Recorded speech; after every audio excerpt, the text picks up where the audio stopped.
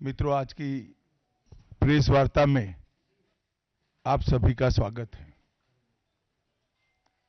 विगत सप्ताह में संसद में लोकसभा और विधानसभा, राज्यसभा दोनों जगह संविधान को स्वीकार किए हुए 75 साल के मौके पर संविधान की रचना, संविधान निर्माताओं का योगदान और संविधान में प्रस्तावित किए गए आदर्शों पर एक गौरवमयी चर्चा का आयोजन संसद के द्वारा किया गया। वो चर्चा में 75 साल की देश की गौरव यात्रा, विकास यात्रा और उपलब्धियों की भी चर्चा होनी थी। ये तो स्वाभाविक है कि जब लोकसभा में, राज्यसभा में पक्ष और विपक्ष होते हैं तो हर मुद्दे पर लोगों का नजरिया अलग अलग होता है, दलों का नजरिया अलग अलग होता है, वक्ताओं का नजरिया अलग अलग होता है। मगर संसद जैसे देश के सर्वोच्च लोकतांत्रिक फोरम में जब चर्चा होती है तब इसमें एक बात कॉमन होती है कि बात तथ्य के आधार पर होनी चाहिए और बात सत्य के आधार पर होनी चाहिए। कल से कांग्रेस पार्टी ने जिस तरह से तथ्यों को तोड़ मरोड़ कर रखने का प्रयास किया है, ये अत्यंत निंदनीय है और मैं इसकी निंदा करना चाहता हूं। ये क्यों हुआ? क्योंकि भारतीय जनता पार्टी के वक्ताओं ने संविधान पर, संविधान की रचना के मूल्यों पर और जब जब कांग्रेस या भारतीय जनता पार्टी का शासन रहा तब शासन ने संविधान के मूल्यों का किस तरह से मूल्यांकन किया, संरक्षण किया और संवर्धन किया, इस पर फैक्ट के साथ भारतीय जनता पार्टी के वक्ताओं ने अनेक उदाहरणों के साथ जनता के सामने विषय रखे और उसमें वो तय हो गया कि कांग्रेस पार्टी आंबेडकर जी विरोधी पार्टी है, कांग्रेस पार्टी आरक्षण विरोधी पार्टी है, कांग्रेस पार्टी संविधान विरोधी पार्टी है, कांग्रेस पार्टी ने सावरकर जी का भी अपमान किया, कांग्रेस पार्टी ने आपातकाल डालकर संविधान के सारे मूल्यों की धज्जियां उड़ा दी, नारी सम्मान को भी सालों तक दरकिनार किया, न्यायपालिका का हमेशा अपमान किया, सेना के शहीदों का अपमान किया और भारत की भूमि तक को संविधान तोड़कर विदेशी देशों को देने की हिमाकत कांग्रेस पार्टी के शासन में हुई। जब ये पूरा सत्य उजागर हो गया तब कल से कांग्रेस पार्टी ने फिर एक बार अपनी पुरानी पद्धति को आजमाते हुए बातों को तोड़ मरोड़ कर और सत्य को असत्य के कपड़े पहनाकर समाज में भ्रांति फैलाने का एक कुत्सित प्रयास किया है। संसद में जब चर्चा हो रही थी, ये सिद्ध हो गया कि बाबा साहेब आंबेडकर का कांग्रेस ने किस तरह से पुरजोश विरोध किया था। बाबा साहब के न रहने के बाद भी किस प्रकार से कांग्रेस ने बाबा साहब को हाशिए पर ढकेलने का प्रयास किया। जब संविधान सभा अपना काम कर चुकी, चुनाव हुआ 1951-52 में और 54 में, दोनों बार कांग्रेस ने बाबा साहब को हराने के लिए कोई कसर नहीं छोड़ी। यहां तक कि फ्रेंडली चुनाव होता है, स्पिरिट वाला चुनाव होता है, ऐसा चुनाव भी नहीं था। विशेष प्रयास किया गया और वो उनकी हार को सुनिश्चित किया गया। जहां तक भारत रत्न देने का सवाल है, कांग्रेस के नेताओं ने कई बार खुद ही अपने आप को भारत रत्न दिए हैं। 55 में नेहरू जी ने खुद को भारत रत्न दे दिया, 71 में इंदिरा जी ने खुद को भारत रत्न दे दिया और 1990 में बाबा साहब को भारत रत्न तब मिला जब कांग्रेस पार्टी सत्ता में नहीं रही और भारतीय जनता पार्टी के समर्थन वाली सरकार थी। 1990 तक कांग्रेस पार्टी बाबा साहब को भारत रत्न न मिले इसका बड़े जतन से प्रयास करती रही, यहां तक कि बाबा साहब की जयंती को भी 100वीं जयंती को भी मनाने का मना ही कर दिया गया। नेहरू जी की अंबेडकर जी के प्रति नफरत जग जाहिर है। नेहरू जी की खुद की किताब selected works of Jawaharlal Nehru second series volume 16 इसके भाग 2 की पृष्ठ संख्या 532 पर एक पत्र का उल्लेख है, जब बीसी राव ने नेहरू जी को पत्र लिखकर कहा कि अंबेडकर जी मंत्रिमंडल से इस्तीफा देकर जाने का मन बना रहे हैं, तब नेहरू जी का एक जवाब था, अंबेडकर के जाने से मंत्रिमंडल में कोई फर्क नहीं पड़ने वाला है। अंबेडकर जी के महान योगदान का मूल्यांकन जवाहरलाल जी किस तरह से करते थे, इससे बड़ा कोई उदाहरण नहीं हो सकता। जब पंडित जी की एक और किताब को पढ़ते हैं, लेटर टू चीफ मिनिस्टर में एक उल्लेख है, बंबई के मेयर ने एक पत्र में बाबा साहब के अंबेडकर के जन्मस्थान महू में उनका स्मारक बनाना चाहिए ऐसा सुझाव दिया। 18 जून 1959 को पंडित जी ने कहा, सरकार के लिए स्मारक स्थापित करना बिल्कुल सामान्य बात नहीं होगी, आमतौर पर स्मारक निजी पहल से किया जाता है। अपने परिवार के चाहे कोई भी सदस्य हो, नेहरू जी हो, इंदिरा जी हो, संजय गांधी हो, राजीव गांधी हो, कई सारे लोगों के लाखों स्मारक देश के अंदर बनाने वाले परिवार के मुखिया कहते हैं कि आमतौर पर निजी पहल पर स्मारक बनाया जाता है, क्योंकि ये स्मारक B.R. आम्बेडकर जी का था। मित्रों, जब एक दूसरा उदाहरण मैं देना चाहता हूं, एक सर्वदलीय मंत्रिमंडल पहली देश की कैबिनेट बनी जिसमें बाबा साहेब आम्बेडकर भी सदस्य थे, नेहरू जी प्रधानमंत्री थे। नेहरू जी की किताब selected works of Jawaharlal Nehru में एक और उल्लेख आता है, नेहरू जी के आश्वासन के बावजूद आम्बेडकर जी को कोई महत्वपूर्ण विभाग नहीं दिया गया और ये स्पष्ट इसके अंदर उल्लेख है कि सरकार की नीतियों, विशेषकर विदेश, रक्षा और अनुसूचित जाति और जनजाति से जुड़ी हुई नीतियां और 370 के खिलाफ आम्बेडकर जी थे। जब एक और कांग्रेस पार्टी है, बाबा साहेब आम्बेडकर का कोई स्मारक जब तक कांग्रेस सत्ता में रही बड़ा नहीं बना। जहां जहां विपक्ष की सरकारें आती गई, स्मारक बनते गए। भारतीय जनता पार्टी की सरकारों ने और नरेंद्र मोदी जी की सरकार ने बाबा साहब के जीवन के संबंधित पंच तीर्थ का विकास किया।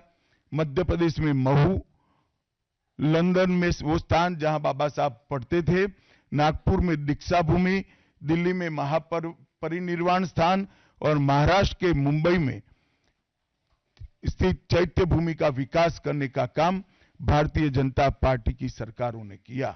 19 नवंबर 2015 को नरेंद्र मोदी जी ने आम्बेडकर जी के सम्मान में 26 नवंबर को संविधान दिन घोषित किया। डॉक्टर आम्बेडकर इंटरनेशनल सेंटर की स्थापना भी की। 2018 में प्रधानमंत्री नरेंद्र मोदी जी ने महापरिनिर्वाण स्थल पर डॉक्टर आम्बेडकर स्मारक का उद्घाटन किया, जो लगभग 2 एकड़ में फैला है। मित्रों, मैं आज जब आप सबके सामने उपस्थित हुआ हूं, तब राज्यसभा में मेरे बयान को तोड़ मरोड़ कर पेश किया गया। मेरा मीडिया के सभी मित्रों से आग्रह है, कांग्रेस ने सार्वजनिक जीवन में जो पद्धति की है कि बयानों को तोड़ मरोड़ कर पेश करना, हो हल्ला मचाना और भ्रांति खड़ी करना। पहले उन्होंने नरेंद्र मोदी जी के भी एडिटेड बयानों को सार्वजनिक किया। चुनाव जब चल रहा था, मेरे बयान को एआई का उपयोग कर एडिट किया गया और पूरे देश में इसको प्रसारित करने का घृणित काम किया गया। और आज अंबेडकर जी के लिए मेरी बात को तोड़ मरोड़ कर वो पेश कर रहे हैं।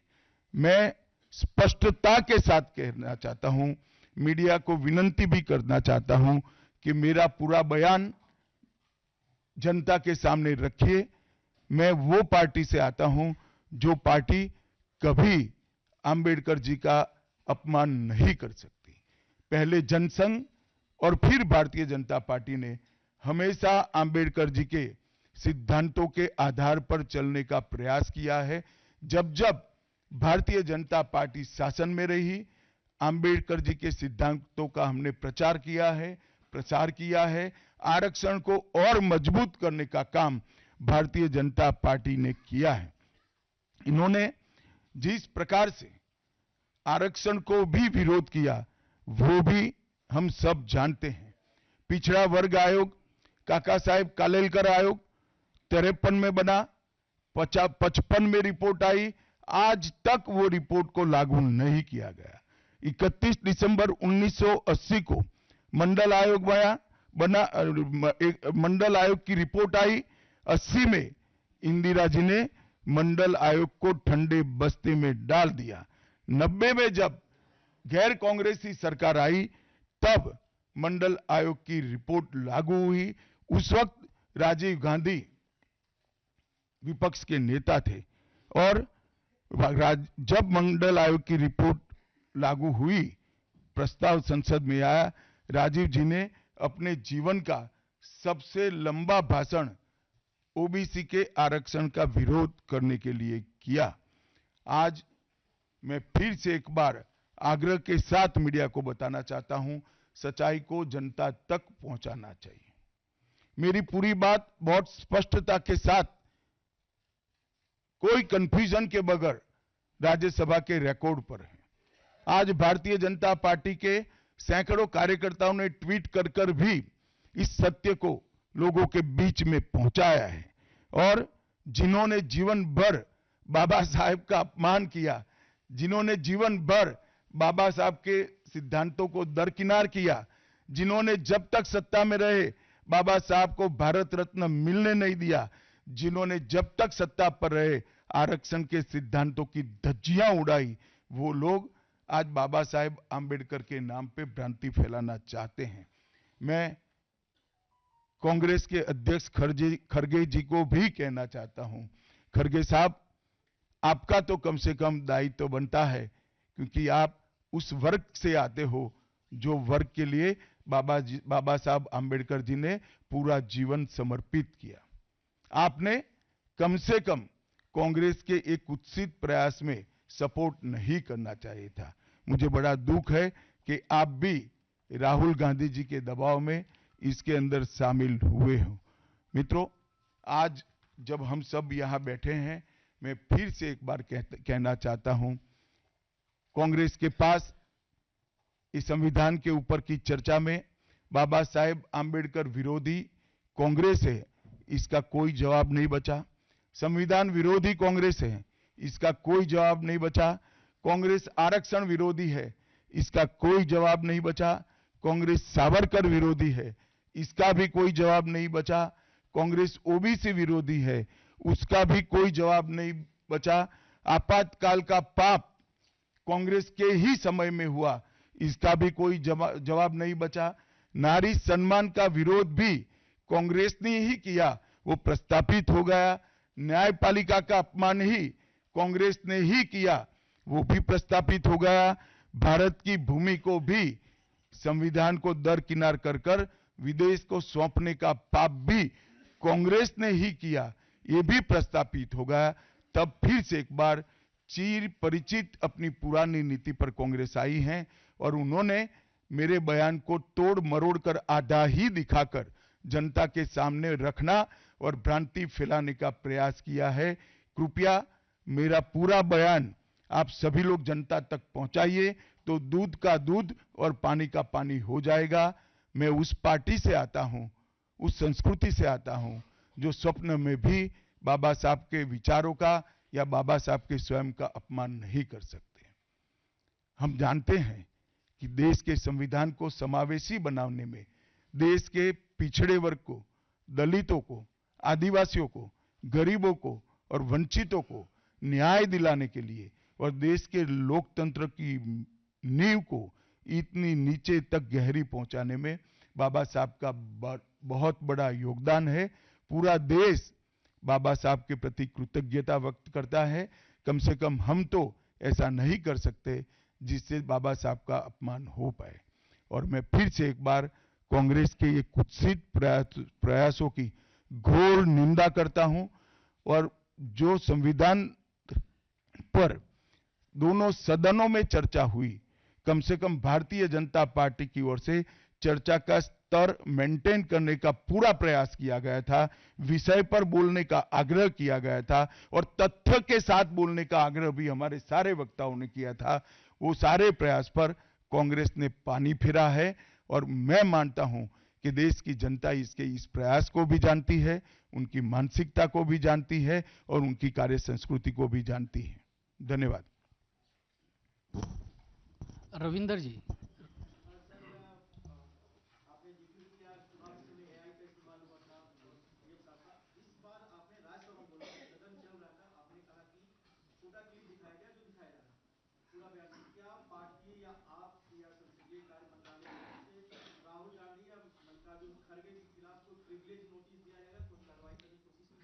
देखिए, मैं पार्लियामेंट के बारे में बाहर जवाब नहीं दे सकता, परंतु मैं इतना जरूर कह सकता हूं कि इसके सारे legal option Bharatiya Janata party तरासेगी। Parliament के अंदर और पार्लियामेंट के बाहर क्या लीगल एक्शन हो सकते हैं, वो सारी संभावनाओं को तराशकर भारतीय जनता पार्टी निर्णय करेगी। आनंद पांडे जी।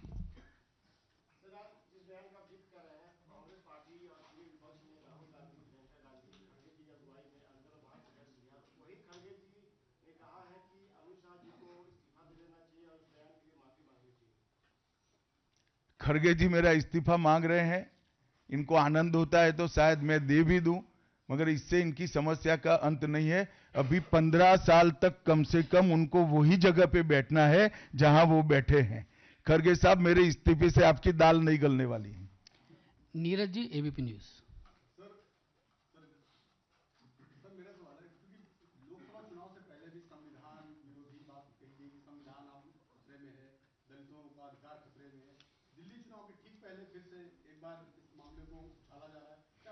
नीरज जी, आप भूल रहे हैं बीच में हरियाणा और महाराष्ट्र का चुनाव हो गया है और उन्होंने लहराया हुआ संविधान अंदर से कोरा था। संविधान प्रेम इनका कितना खोखला है वो एक्सपोज हो चुके हैं। एक झूठ बार बार नहीं चल सकता है, अंततोगत्वा सत्य जनता तक पहुंचता ही है। ऐश्वर्या पालीवाल, आज तक।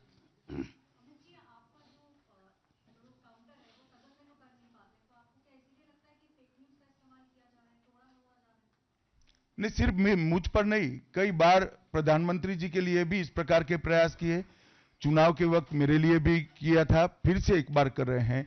मगर मैं इसीलिए आज आप सबके सामने आया हूं। सार्वजनिक जीवन में आपका भी दायित्व है कि क्षीर नीर करने में जनता का मदद करिए, दूध का दूध और पानी का पानी करने में जनता को मदद करिए। मुझे आनंद होता अगर मेरे भाषण के मुद्दों के तथ्यों को वो चैलेंज देते। तथ्य पर चैलेंज देने के लिए कुछ नहीं है। मैंने भाषण का एक एक शब्द तथ्यात्मक है और इतिहास से गर्भ से बाहर आया हुआ है, इसलिए वो इस प्रकार से मेरे भाषण को एडिट कर कर इसको गलत अर्थ निकालकर इस प्रकार का प्रयास करें। शैलेंद्र जी।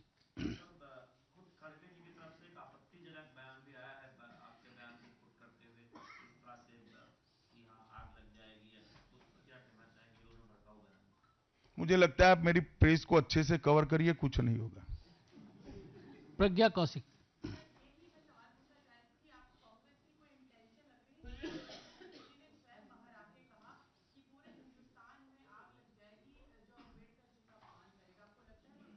उनका इंटेंशन क्या है इसके डिटेल में मैं जाना नहीं चाहता, परंतु मैं इतना जानता हूं कि अब कांग्रेस को जनता जान गई है। एक ही प्रकार से झूठ और भ्रम बार बार जनता मानती नहीं है। विकास भदौरिया।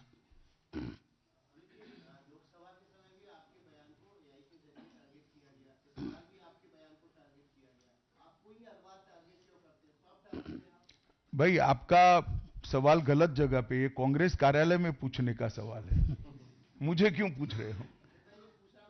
यतेंद्र जी, यतेंद्र।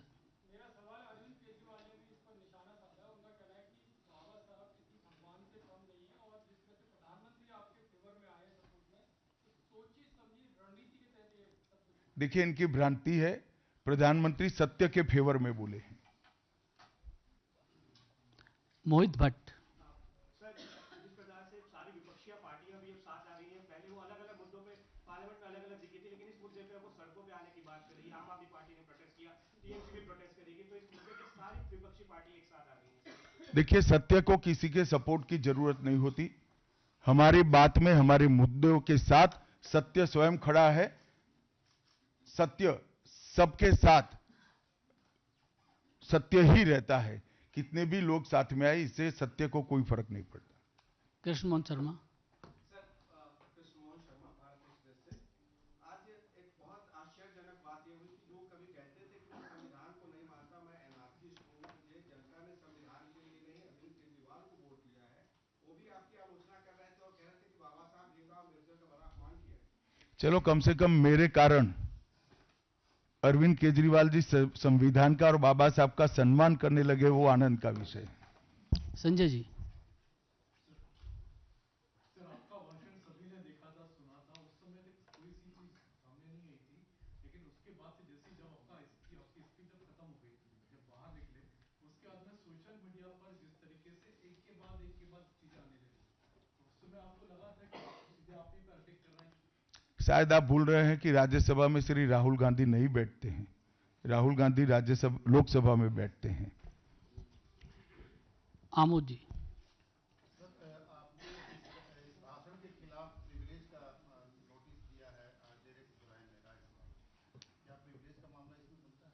मुझे क्या मालूम, हो तो स्पीकर साहब ने तय करना पड़ेगा, सभापति जी तय करेंगे। अमित।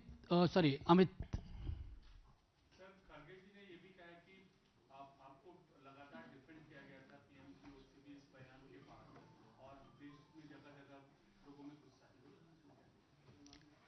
मुझे लगता है कि खड़गे जी ने आत्मनिरीक्षण करने की जरूरत है। वो जो कर रहे हैं इसके प्रति गुस्सा है या मेरे बयान के प्रति, वो उनको थोड़े दिन में मालूम पड़ जाएगा। आप पूछना चाहते हैं?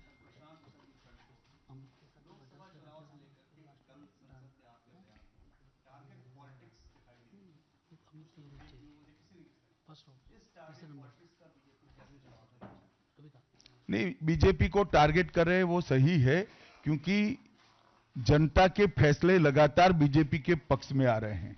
इसका उनके पास ना कोई काट है ना कोई तोड़ है, इसलिए जनता के फैसले के बाद ईवीएम पर सवाल उठाते हैं। जनता के फैसले के बाद खुशफहमी में रहते हैं कि हारने के बाद भी कि हम जीते हैं, और जनता के फैसले के बाद भी फिर से एक बार भ्रांति फैलाने का प्रयास करते हैं, परंतु जनता सब जानती है। अंतिम सवाल रविकांत जी। सर, पूरे सत्र के दौरान देखा गया है कि इंडिया अलायंस सभी मुद्दों पर एकजुट नहीं था, लेकिन कल के भाषण के आपके भाषण के बाद उनको लगता है कि एक मुद्दा मिल गया, आपके भाषण की वजह से सभी एकजुट होकर आप पर हमला कर रहे हैं, तो आपने यूनाइट कर दिया उनको। ऐसा नहीं है।